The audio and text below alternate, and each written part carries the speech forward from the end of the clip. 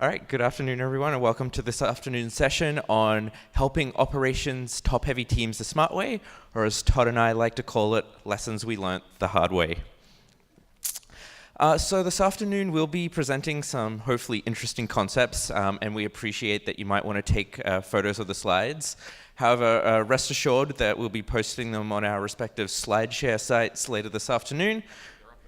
Actually, yeah, we've actually put them up already. So if you want to grab a photo now of one of our QR codes, feel free, and Todd and I will see who won at the end of the afternoon.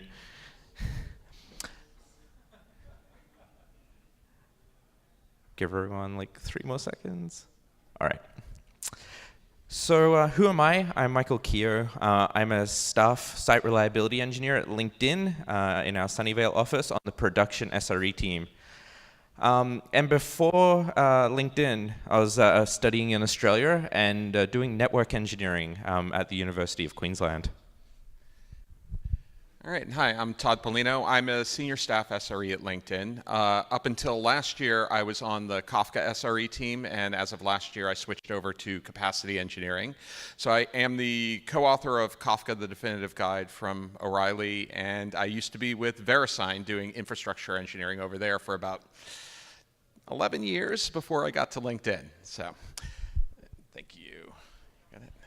All right, so last year I wrote a blog post for DevOps.com called Code Yellow When Operations Isn't Perfect, and it covers some of the things that we're going to talk about today as well. This was really just getting the idea of Code Yellow out there. And what it is, it's a state that a team can declare within LinkedIn to indicate to the rest of the organization that they've identified major problems with the way they work. And they need to take some time to focus on that before they move forwards. And other organizations have similar words for it. Some use Code Yellow. I don't know. Have you heard any other terms other than that? Yeah. So, the process exists in various places. We've got it codified pretty well within LinkedIn. So, what we're not going to talk about today is we're not going to talk about how to erase all of your technical debt.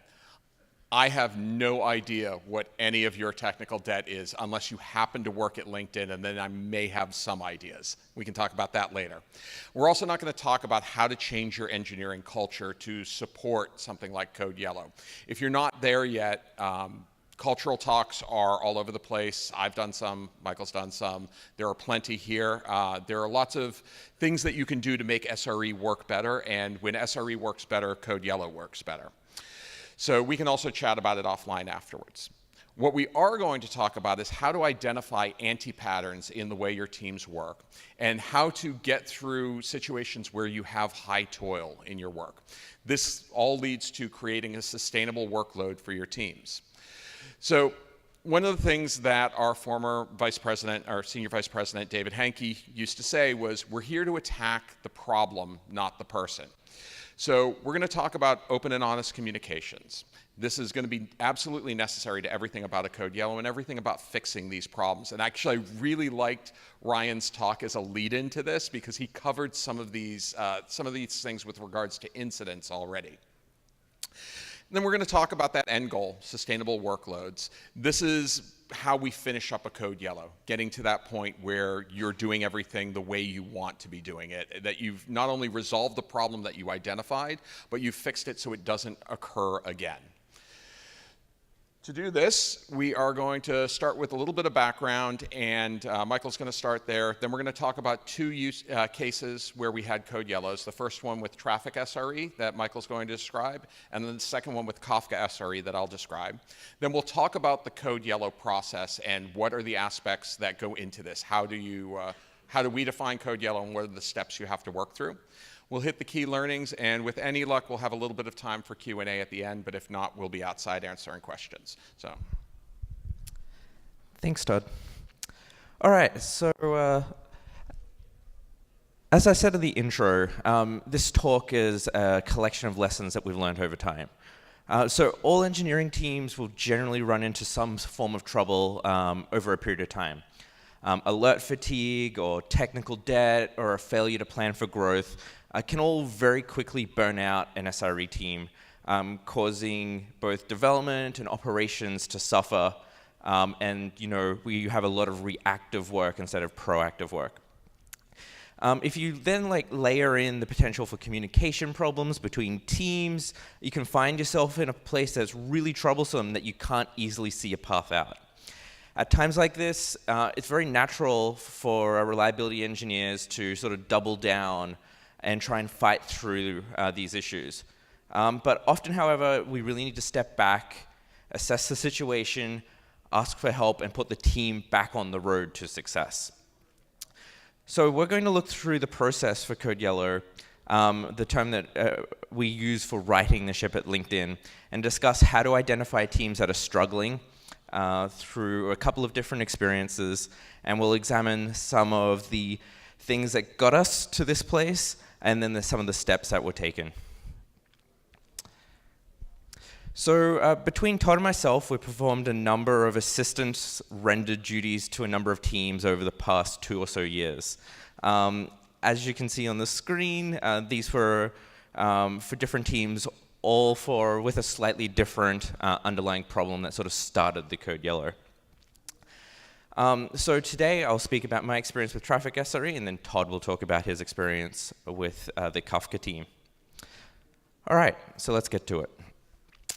So the first scenario I want to discuss is when I got pulled into the traffic team just after SREcon 2017 due to a number of issues in this team. The first one being technical debt.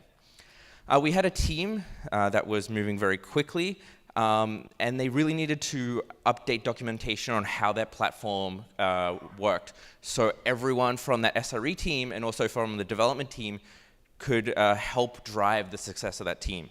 Unfortunately, due to a lack of documentation, it was difficult for all individual contributors to actually contribute to the engineering processes in that team. Second issue was an inefficient deployment process that required a lot of attention and was often somewhat flaky. And with an expanding footprint of our traffic infrastructure, this became problematic. And then finally, there was a large amount of alert fatigue due to a large set of noisy alerts.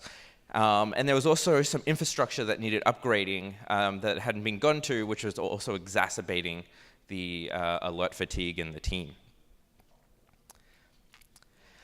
After a period of time, the same team started to have some resource allocation issues. There was a large backlog of work for internal clients. There were some tickets in the queue that were over a year old. And on top of that, we had a few team members leave in a short period of time and move on to another company. So we're in a really tough situation. So what we did in response was to take 5 staff SREs from different teams and dedicate them to the traffic team for a period of 3 months to help them through this process. We stepped back. We stopped all non-critical client work for a number of weeks so we could internally fix a number of processes and prioritize some really important work. We completely recreated all monitoring systems within the team. We spent a large chunk of time removing complexity in the build and deployment stack. And we really focused on infrastructure reliability to ensure that SREs could sleep through the night and to make sure we had the focus on the member experience. All right, so on to Kafka. For anyone who doesn't know what Kafka is, it's a publish-subscribe messaging system originally developed at LinkedIn. It powers a lot of our data infrastructure. So the first half of last year, 2018, we were in a Code Yellow for Kafka, and we had a number of problems that led into this. This was the major problem. So this is describing the number of messages per day into our Kafka system. So we start back in 2010, and then we go up to about mid-2015, where we're at 1 trillion messages a day. It was a great milestone. We celebrated. It was awesome. And then about 2 years later, mid-2017, we hit 2 trillion messages a day. Oh, this is great. You know, we've got more growth, more adoption. Everyone's putting more data through the system. Then several months later, at the end of 2017, we hit 3 trillion messages a day, and we realized that maybe we had a problem that we had not previously diagnosed. And within 3 months later, by the end of the first quarter of 2018, we were at 5 trillion messages a day. Now, we knew we had a problem at this point. Like, we knew we were in a really bad place. We couldn't keep up with growth on anything that was going on at this point. The problem was we had a multi-tenant architecture, and we had no resource controls over how people used it. You just started using Kafka, and you could dump your data in, and it was a wonderful black box that you didn't have to worry about, and you didn't get charged for, because why do chargeback? There was no resource ownership, so anytime there was a spike in utilization, it was very difficult for Kafka SRE to go in and diagnose who was causing the problem. This process often looked like I would go in and look at the topic name and see if I could determine the application from the topic name. And if I couldn't do that, then I'd consume their data and see if they were using a normal producer that put their service name into the data header. And if they weren't doing that, then I'd have to start grepping through Jira tickets and wiki pages and anything else I could find to try and line up the topic name with an owner, and then go track them down and say, what did you just start doing yesterday? All of our capacity planning was ad hoc. We didn't have a crisp process for it in place. So again, it was Kafka SRE looking at a graph and saying, okay, I think we're going to need this many servers next quarter. And as you start being asked to plan out years in advance, that becomes far more difficult to get into. And then we had this sudden 100% increase in traffic at the end of the year. Some of it was due to some grandfathering processes that were dumping extra data into the system. And then we had a couple other use cases that popped up that were new. We had organic growth going on. But lots of different factors went into this. So on top of this, not only did we have more data coming into the system, but we had multiple applications within the infrastructure that were overutilized, and we weren't expanding them properly. We actually didn't even have the servers in place to expand them in some places. We had no time to do proactive work because we were swamped with non-actionable alerts all over the place. There was a particular on-call shift. We do a 12/7 on-call. So there's a particular 12-hour on-call shift where I was getting a paging alert every 3.5 minutes for 12 hours solid. I had some choice words for a variety of people at the end of that and how we should go about fixing it. But the end result of this was a code yellow. We realized that we had a problem we had to deal with. We could not do it with the current workload we had. We needed a lot of extra effort to get into that. So same as with traffic SRE. So what did we do? What was the formula we used to get out of this situation in both cases? So we've called it code yellow. And this is just a way for a team to signal that, hey, we have a problem, we need some space, we need some help, we need to solve this problem. It could be alert fatigue, it could be capacity, it could be communication problems between two different teams that are causing issues. Whatever the problem is, and it's not just limited to SRE, it's also engineering that uses this. This is to stop the bleeding and prevent it from happening in the future. We have 5 pieces that go into this. The first is the problem statement. So you need to clearly be able to say what is the problem that you're running into. And you also need your exit criteria. What does good look like? When do we know that we're done with the code yellow?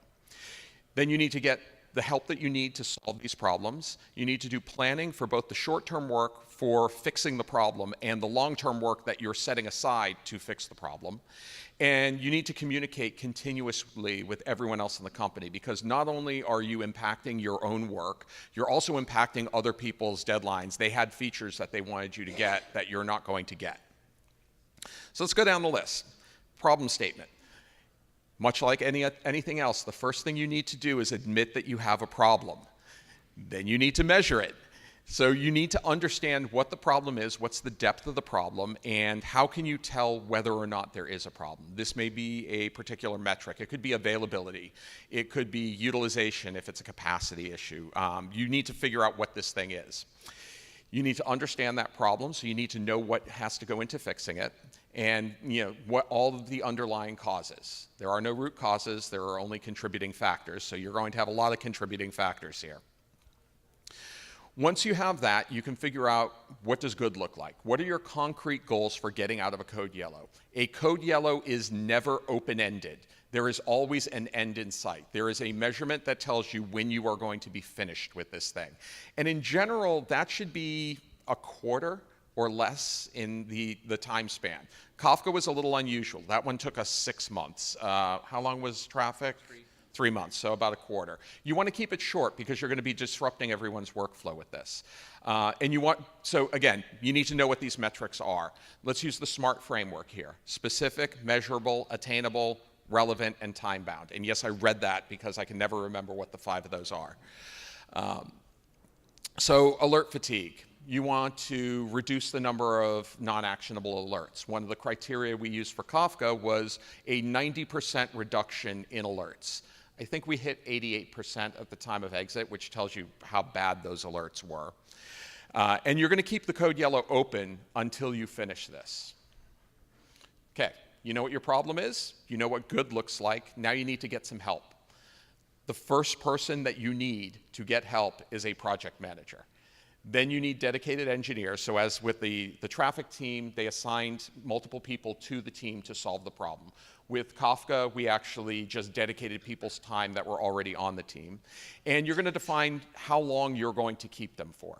Now, this could be flexible. You may get into solving your problem and need people for a little longer. But at least if you're communicating that to the people you have stolen these resources from, you can solve the problem. So, planning out your work. Did I mention you need a project manager? I know many of us have had bad experiences with project managers in the past who hurt us very badly. They have their Gantt charts and they have their Jira tickets. They are so helpful. They are the best people ever when you need to plan meetings, communicate out to other teams what's going on, keep track of the work that's going on. The more you can leverage someone like a project manager to help you, the more you can focus on getting the technical work done and not having to deal with the organizational aspects. That's why they're there to help you. You have short-term work. So you have the things that are necessary to get you from the problem that you have to the exit criteria of your code yellow. You also have longer-term projects that need to be planned into this. Is there work that you were doing that now needs to be rescheduled? You had feature requests that were coming in. You had people who expected to be able to onboard their service and now they can't. So all of this needs to be planned in, and you need to set expectations about when that's going to happen, that they can get the other stuff done. And in all of this, especially with the short-term work, you want to prioritize the things that are going to reduce the toil and the burnout. So automation, measurement, if you're lacking monitoring, these are the things that have to come first to get you out of the burnout issues. And the last part of this is communication. And I say last, but it's honestly the most important part of the code yellow. The expectation within LinkedIn, and it's actually a requirement for Code Yellow, is you have to communicate out the problem statement and the exit criteria to the rest of the organization. In general, we send it out to everyone because most of these affect multiple teams and it's easier to just keep everyone up to date on them. You're also going to send regular progress updates. That might be weekly, might be every other week. It depends on the issue you're working on. But the key here is that you want to make sure that everyone you're impacting understands where you are in the process of solving the problems you have. This works really well for making sure they understand. It also works really well for making sure they are understanding. So when you go to a team and tell them that they're not going to be able to meet the OKRs they set because you have to step back and do other things, this gives them the space to say, we get it. How can we help you solve your problems so that we can get back to normal operations? So, back to you. All right, so let's summarize some of the key aspects of running a code yellow. So first and foremost, measure. In the words of LinkedIn's former SVP of Engineering, David Henke, what gets measured gets fixed. It's extremely important to understand the toil or overhead of a team so you can measure the performance, availability, and reliability of the system that you are operating. If you can quantify how something is running, you can also determine what needs to be fixed. Secondly, prioritization. In a code yellow, nothing gets fixed by just suddenly working harder. It doesn't work like that. Something needs to change. In most of the code yellow instances we were involved in, extra resources were brought in to help these teams. And other projects or other toil was reprioritized to allow the team to work on the underlying issues at hand. Also, the tasks in a code yellow should primarily prioritize efforts that removed overhead or toil from your operations teams. And ideally, as Todd said, you want to try and do this in 1 quarter. Number one, because you are taking resources from another team. But secondly, when you have to have your head down working on operations work a lot, it can get a little bit mentally taxing. Finally, communicate. There is a strong possibility that you'll need to delay, reprioritize, drop commitments that you've previously agreed upon. For the case of the traffic team, we put basically every single client request that wasn't site up on hold for a number of weeks. And in an engineering organization that is somewhat large, you can imagine some of the nervousness that we had there. So communicating what the team is going to do during this code yellow and what will be improved as a result of the code yellow will help get your buy-in. And so with that, I think that ends our session. We've got time for a couple of questions. Thank you.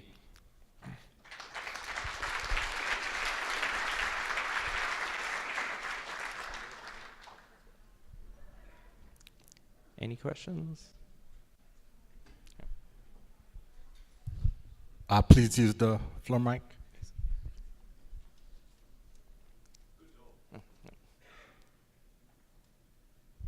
Yep.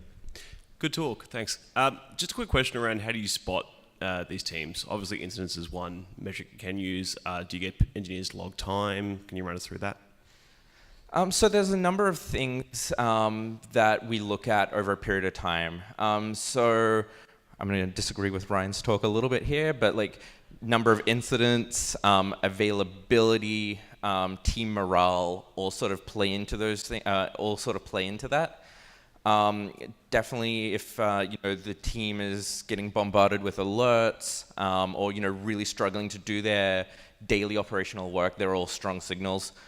Internally, we've built a system which helps track a number of these key metrics over time, and all of the SRE directors are reviewing that data for their teams every week.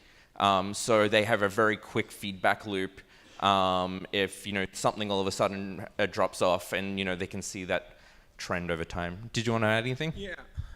So one thing I would add is that in most cases, code yellows are self-identified by the team. So the team says, we have a problem and we need to fix it, instead of being identified from outside the organization.